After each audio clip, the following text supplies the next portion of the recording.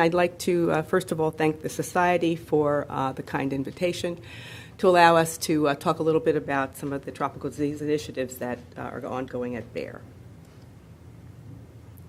Vector-borne diseases are responsible for more than 1 million deaths each year, and the mosquito usually is the most common culprit, has been dubbed the deadliest animal on Earth, I read somewhere. Bayer's actually been engaged in the fight against these NTDs for over 60 years, including African sleeping sickness, river blindness, as well as Chagas disease. The vector control innovations aim to protect and improve public health. As part of the London Declaration from 2012, Bayer committed to assist with eliminating or controlling 10 key STDs by the year 2020. These diseases, as has been said before, disproportionately affect and impact those who live in poverty. And in fact, many of them can be controlled or even perhaps eliminated using currently available modalities and interventions. And Bayer had committed to looking at the 3 that I mentioned that are in the middle of the slide there, African sleeping sickness, river blindness, and Chagas disease, while the other 7 have been being tackled by the other collaborators and companies and organizations that were a part of that London Declaration. So we've all sort of taken a piece of the pie and tackling that.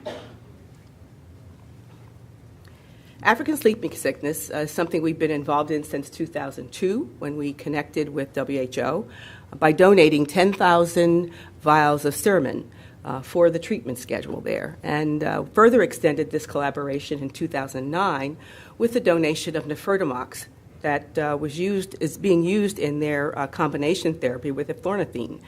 And then later on, we have committed to a full, at least 300,000 tablets of nifurtimox to be included in these particular kits, the NECT kits for treatment of African sleeping sickness. So Bayer has been a steady partner with WHO for quite some time. Furthermore, we support the Democratic Republic of Congo. That's the country with the highest disease burden of HAT, with financial support for their mobile intervention teams, as well as support for awareness and education, training, and disease surveillance activities. And this is ongoing, and it will be ongoing through 2020. And finally, our Bayer environmental science colleagues support the vector control programs through collaboration with PatTech and also donation of insecticides to provide more effective vector control. On to river blindness. Here, Bayer has a new product development partnership that's set up with the NDI, and we have agreed to work with them to develop an oral preparation of amodepside, which is the chemical compound that's of interest. Currently, there are preclinical studies that are ongoing, evaluating the killing power, if you will, of the parasitic worm in the adult form. And furthermore, there are also some clinical trials ongoing in patients with river blindness to see if it might be a potent macrofilarial drug as opposed to microfilarial drug, which are commonly available. We're hoping that in this study there'll be some evidence of reduction in the time of mass drug administration. It often takes many, many years, 7-10 years, to actually eliminate. And perhaps we can use amodepside in conditions and situations where the microfilarial drugs have limited applicability. Interestingly enough, amodepside was developed by the Bayer Health Animal Science Ant Division for veterinary use. But here we see applicability potential in the human setting. So on to Chagas. We've had some successes with parasite and vector control in Chagas since 1990 with intergovernmental initiatives with organizations like PAHO. We've seen substantial reductions in the transmission of domestic vectors, as well as a reduce in the risk of transmission by blood transfusion. But we still have many challenges, as you all well know. First of all is the lack of good, solid prevalence data. Makes it very difficult for a company like Bayer or any company or any organization in terms of scale-up of interventions. Next, just to mention that the focus that we've had on vector control in the past has really caused us to sort of neglect access to diagnosis and treatment, and that's an area where we need to step up our activities in diagnosis and treatment.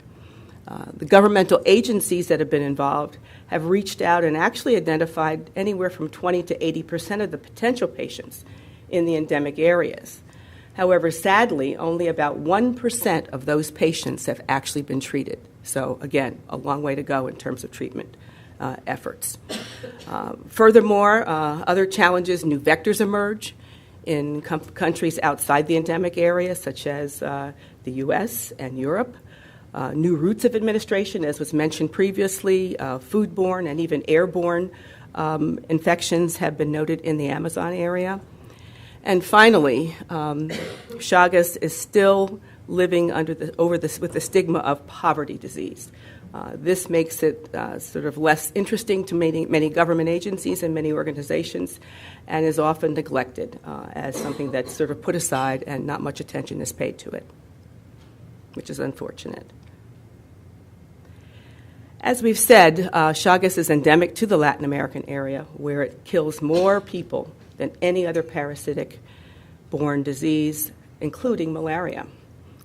Currently, only about 10% of the patients that are diagnosed are actually diagnosed, and out of 10% being diagnosed, only half of those are actually treated.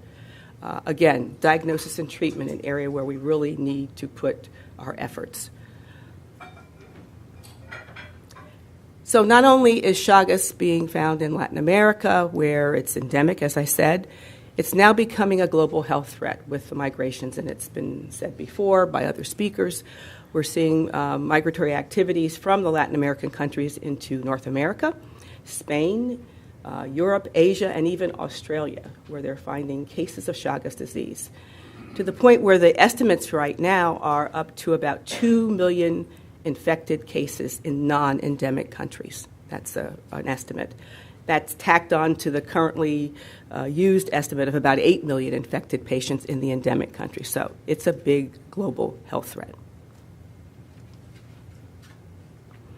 So Bayer has an integrated approach across the company to tackle Chagas. First is the cooperation with WHO since 2000. Bayer, being the sole manufacturer of nifurtimox, has committed to them to supply and produce nifurtimox according to their specifications.